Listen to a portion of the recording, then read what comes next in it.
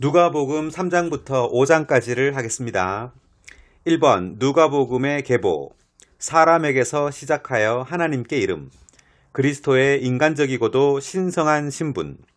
누가복음 3장 23절, 예수님께서 사역을 시작하실 때 30세쯤 되셨다. 그분은 사람들이 아는 대로는 요셉의 아들이요, 요셉은 헬리의 아들이요. A. 하나님 구주의 복음인 요한복음의 기록은 하나님에게서 시작하여 사람에게 이르며 그리스도의 신성하고도 인간적인 신분을 증명하기 위해 그분의 신성을 강조한다. B. 사람 구주의 복음인 누가복음의 계보는 사람에게서 시작하여 하나님께로 거슬러 올라가며 그리스도의 인간적이고도 신성한 신분을 확증하기 위해 그분의 인성을 강조한다. C. 주님께서 사람으로 태어나시어 하나님을 사람에게 이끌어 오신 것은 구속을 성취하시고 사람을 하나님께로 이끄시기 위한 것이었다. 하나님과 사람이 그분 안에서 서로 연결된다. 2번 예수님에게서 하나님에 이르기까지 77세대. 누가복음 3장 38절. 에노스, 셋, 아담이요, 아담은 하나님의 아들이다. A. 예수님에게서 거슬러 올라가 하나님에 이르기까지 77세대가 있는데 그 안에서 우리는 하나님의 창조, 사람의 타락, 하나님의 약속, 사람의 구원의 역사를 본다. B. 사람은 하나님에게서 창조되었고 아담 안에서 타락했으며 아브라함을 통하여 하나님의 약속을 받았고 예수님 안에서 구원받는다. 이 말씀 구절을 보면 아담은 하나님의 아들이다 돼 있는데 아담은 하나님에게서 창조되었다는 말이지 아담이 하나님에게서 태어났다거나 또 하나님의 생명을 가졌다는 뜻은 아닙니다. 누가복음 4장 계속하겠습니다. 1번 사탄, 아담 이전 시대의 우두머리, 땅에 속한 왕국의 권위와 영광이 그에게 주어졌음. 누가복음 4장 6절, 예수님께 말하였다. 내가 이 모든 권위와 그 영광을 그대에게 주겠소. 이것은 나에게 넘겨진 것이므로 내가 원하는 사람에게 줄 수 있소. 이 장면은 예수님께서 그 영에 이끌리시어 광야에서 40일 동안 마귀에게 시험을 당하는 장면입니다. 그 예수님께 지금 사탄이 이렇게 말을 한 거죠. 이 모든 권위와 영광을 주겠다고. A. 이 일은 틀림없이 아담 이전 시대에 일어났을 것이다. 여기서 마귀의 말은 하나님께서 천사 장에게 기름을 부으시어 아담 이전 시대의 우두머리가 되게 하셨을 때 땅에 속한 왕국의 권위와 영광이 그에게 주어졌다는 것을 가리킨다. 즉 사탄에게 주어졌다는 것을 가리킨다. B. 요한복음 12장 31절에 있는 주님의 말씀이 이것을 확증한다. 천사 장이 하나님을 거슬러 반역하여 하나님의 원수인 사탄이 된 후 하나님께 심판을 받았지만 그에게 내려진 하나님의 심판의 완전한 집행은 천년 왕국 끝에 가서야 비로소 이루어질 것이다.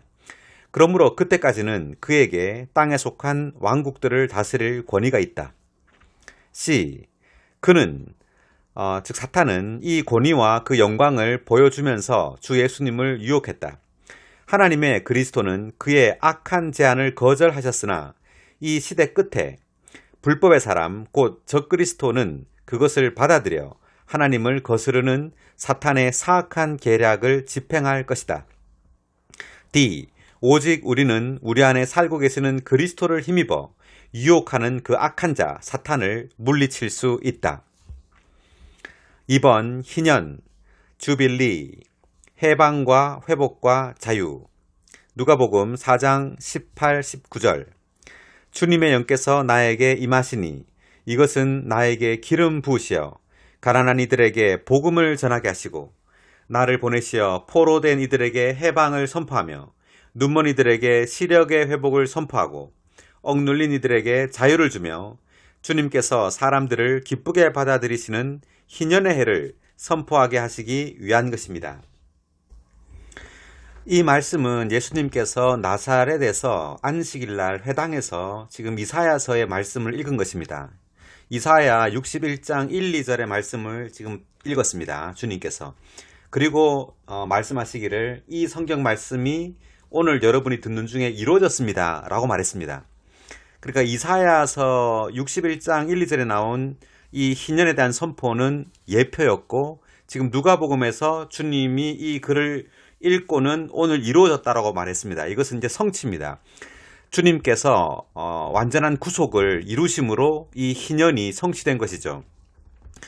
희년은 레위기 25장 10절에 그 이스라엘 백성들에게 실제 희년이 있었는데 25장 10절을 제가 한번 읽어보겠습니다. 레위기. 너희는 50년째 되는 해를 거룩하게 하고 그 땅의 모든 주민에게 자유를 선포해야 한다. 그 해는 너희를 위한 희년이다. 너희는 각자 자기 소유지로 돌아가며 각자 자기 가족에게로 돌아가야 한다. 자, 이 50년째 되는 해에 자유를 선포한다고 말했습니다. 잃어버렸던 소유지, 첫 번째 소유지로 돌아가고 그리고 자기 가족에게로 돌아간다는 말이 있는데 희년이 주는 이 두 가지 축복이 있는데 제가 읽어보면서 자세히 한번 보겠습니다. A. 희년은 은혜이신 그리스도께서 그분의 은혜의 말씀에 의해 우리 안에 분배되시어 우리의 누림이 되시는 시대이다. 신약의 희년은 우리의 구원을 위한 황홀경의 시대이다. B. 레위기 25장 10절에 나오는 희년이라는 말은 외치는 때 혹은 양각 나팔을 부는 때를 의미한다. C. 양각 나팔을 부는 것은 죄에 팔린 모든 죄인에게 신약시대의 자유를 선포하는 복음을 전파하는 것을 상징한다. D. 이러한 복음 전파를 통해 죄인들은 하나님과 하나님의 가족, 하나님의 가정으로 돌아와 하나님의 구원을 누리는 신약의 누림 안에서 외치며 기뻐하게 된다. 이 희년의 두 가지 주된 축복. 1번.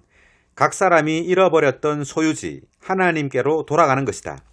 2번. 노예 노릇에서 해방되어 자기 가족, 즉 교회에게로 돌아가는 것이다. 그러니까 하나님 잃어버렸던 하나님에게로 돌아가는 것이고 또 잃어버렸던 가족, 즉 교회에게 돌아가는 것입니다. F. 좋은 땅 중에서 할당받은 몫인 자기 소유지를 팔았던 각 사람이 희년에는 그것을 되찾기 위해 아무것도 지불하지 않고 자기 소유지로 되돌아갔고 자신을 노예로 팔았던 각 사람이 자유를 되찾아 자기 가족에게로 돌아갔다. G. 자기 소유지로 돌아가고 해방되어 자기 가족에게로 돌아가는 것은 신약의 희년에서 믿는 이들이 자신들이 잃어버렸던 신성한 소유지이신 하나님께로 돌아가고 모든 속박에서 해방되어 그들의 신성한 가족인 교회에게로 돌아가는 것을 상징한다. H. 구약의 예표에서 희년은 1년 동안 계속되었지만 그 예표의 성취에서 희년은 죄의 포로가 되었다가 돌아온 사람들을 하나님께서 기쁘게 받아들이시고 죄의 속박 아래 억눌렸던 사람들이 하나님의 구원의 해방을 누리는 때인 신약시대, 은혜시대 전체를 가리킨다. I. 희년은 걱정이나 근심, 염려나 고민, 고심, 부족함이나 결핍, 병이나 재난 등의 어떤 문제도 없고 도리어 유익한 모든 것을 갖고 있음을 의미한다. 그러므로 우리의 마음에 유쾌하고 만족스러우며 우리는 모든 근심에서 해방되고 평안하며 열광하고 기뻐한다. 할렐루야! J. 우리는 참 희년이신 주 예수님을 우리 안에 반드시 받아들여야 한다. 우리에게 주 예수님이 있다면 우리는 우리의 소유이신 하나님을 소유한 것이고 죄와 사탄의 속박에서 구출되어 참된 자유와 안식을 가질 수 있다.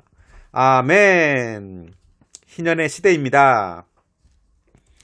3번 엘리야, 사렙다의 한 과부, 엘리사, 나병 환자 나아만. 누가복음 4장 26, 27절. 엘리야가 시돈 지역의 사렙다 동네에 사는 한 과부 외에는 아무에게도 보냄받지 않았으며 신원자 엘리사 시대에 이스라엘에 많은 나병 환자가 있었지만 수리아 사람 나아만 외에는 아무도 깨끗하게 되지 못하였습니다. A. 엘리야와 사렙다의 과부. 통에 가루 한 움큼과 병에 기름 조금만 가지고 있었던 과부는 엘리야의 요구대로 그에게 작은 떡 하나를 만들어 주었다. 그 결과 통의 가루와 병의 기름이 없어지지 않았다. 그러니까 여기 사렙다의 과부에게는 통에 가루 한 움큼과 병의 기름 조금 있었습니다. 이 과부를 엘리야가 이제 만났는데 엘리야가 과부에게 그 작은 떡 하나를 그곳으로 만들어 달라고 했죠. 사실은 이 과부는 이거밖에 없었는데 자기가 가진 것을 가지고 엘리야에게 만들어 줬습니다. 엘리야에게서 먹었죠. 그랬더니만 통의 가루와 병의 기름이 없어지지 않고 계속 나왔습니다. B.